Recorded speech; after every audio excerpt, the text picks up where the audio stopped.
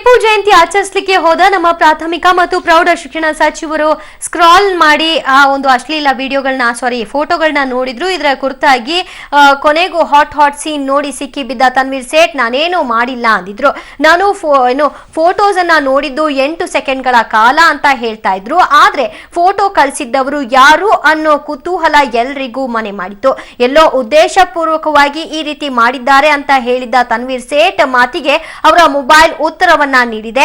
ತನ್ವೀರ್ ಸೇಠ್ ಗೊತ್ತಿದ್ದ ಗ್ರೂಪ್ ನಿಂದಲೇ ಇಂತಹ ಫೋಟೋಸ್ಗಳು ಬಂದಿದ್ವು. ಆ ಗ್ರೂಪ್ ನಲ್ಲಿ ತನ್ವೀರ್ ಸೇಠ್ ಕೂಡ ಆಕ್ಟಿವ್ ಆಗಿದ್ರಂತೆ.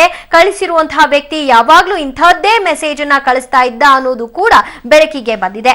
ಆದ್ರೆ ಆ ಫೋಟೋಗಳಿಗೆ ಸಾಹೇಬ್ರು ಕಮೆಂಟ್ ಮಾಡಿದ್ರ ಅನ್ನೋದು ಇನ್ನೂ ಕೂಡ ನಿಗೂಢವಾಗಿ ಉಳ್ಕೊಂಡಿದೆ. ಫೋಟೋಗಳನ್ನ ನೋಡಿ ಎಂಜಾಯ್ ಮಾಡಿದ್ದ ಸಾಹೇಬ್ರು ಈ ಮುಂಚೆ ಗ್ರೂಪ್ ನಿಂದ ಎಕ್ಸಿಟ್ ಆಗಿರಲಿಲ್ಲ. ಇಷ್ಟೆಲ್ಲ ಪ್ರಶ್ನೆಗಳು ಉಟ್ಕೊಳ್ತಿದ್ದ ಹಾಗೆ ಗ್ರೂಪ್ ನಿಂದ ಎಕ್ಸಿಟ್ ಆಗಿದ್ದಾರೆ.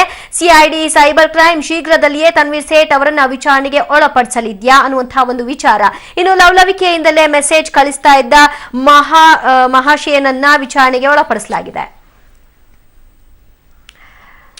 ರಾಷ್ಟ್ರೀಯ ಹೆದ್ದಾರಿಗಳಲ್ಲಿ ಯುದ್ಧ ವಿಮಾನ ಲ್ಯಾಂಡಿಂಗ್ ಕುರಿತಾಗಿ ಆಗ್ರಾ ಲಕ್ನೋ ಎಕ್ಸ್ಪ್ರೆಸ್ ಹೈವೇನಲ್ಲಿ ಲ್ಯಾಂಡಿಂಗ್ ಕಸರತ್ತು ಕೂಡ ನಡೀತಾ ಇದೆ. ಬರೋಬ್ಬರಿ 12 ಯುದ್ಧ ವಿಮಾನಗಳಿಂದ ಲ್ಯಾಂಡಿಂಗ್ ಕಸರತ್ತು ನಡೀತಾ ಇದೆ. ತುರ್ತು ಪರಿಸ್ಥಿತಿಗಳ ಸಂದರ್ಭದಲ್ಲಿ ಹೈವೇಯನ್ನೇ ರನ್ವೇಗಳಾಗಿ ಬಳಸಿಕೊಳ್ಳುವ ಉದ್ದೇಶ ಇದಾಗಿದೆ. ಈ ಹಿನ್ನೆಲೆಯಲ್ಲಿ ಲ್ಯಾಂಡಿಂಗ್ ಹಾಗೂ ಟೇಕ್ ಆಫ್ ಅಭ್ಯಾಸದ ಕಸರತ್ತು ನಡೀತಾ ಇದೆ. ಇಂದಿನಿಂದ ಲಕ್ನೋ ಆಗ್ರಾ ಹೆದ್ದಾರಿ ರನ್ವೇ ಆಗಿ ಬಳಕೆ ಆಗ್ತಾ ಇದೆ.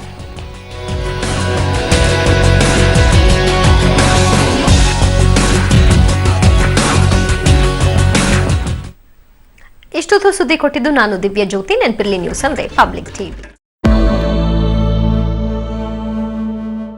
ಟಿಪ್ಪು ಜಯಂತಿ ಮಾಡಿದ್ದರಿಂದ ರಾಜ್ಯ ಸರ್ಕಾರಕ್ಕೆ ಬಂದಿದ್ದೇನು ಅನ್ನೋದು ನನಗೆ ಗೊತ್ತಿಲ್ಲ. ಕಾರಣ ಪಾರಂಪರಿಕವಾಗಿ ಚರಿತ್ರೆ ಭಾಗಗಳೇ ಭಾರತದ ಚುನಾವಣಾ ಚರಿತ್ರೆಯಲ್ಲಿ ನೋಡುವುದಾದರೆ ಸಾಮಾನ್ಯವಾಗಿ ಅಲ್ಪಸಂಖ್ಯಾತರು ಕಾಂಗ್ರೆಸ್ ಜೊತೆಯೇ ಇದ್ದಾರೆ. ಹಾಗಾಗಿ ಅವರ ಜೊತೆಯೇ ಇರುವವರನ್ನ ಮತ್ತೆ ಅವರನ್ನೇ ಮೆಚ್ಚಿಸಲು ಯಾಕೆ ಮಾಡ್ತಾರೆ ಅನ್ನೋದು ಒಂದು ಆರೋಪ. ಬ್ರೇಕಿಂಗ್ ನ್ಯೂಸ್ ಇದೆ. ಯಲ್ಲಪ್ಪ ಮೃತದೇಹ ತಿಪ್ಪಗೊಂಡನಹಳ್ಳಿ ಜಲಾಶಯದಲ್ಲಿ ಈಗ ಪತ್ತೆಯಾಗಿದೆ ಅನ್ನುವಂತ ಬ್ರೇಕಿಂಗ್ ನ್ಯೂಸ್ ಸಿಗ್ತಾ ಇರುವಂತದ್ದು. 2 ದಿನಗಳ ಬಳಿಕ ಯಲ್ಲಪ್ಪನ ಮೃತದೇಹ ಪತ್ತೆಯಾಗಿದೆ.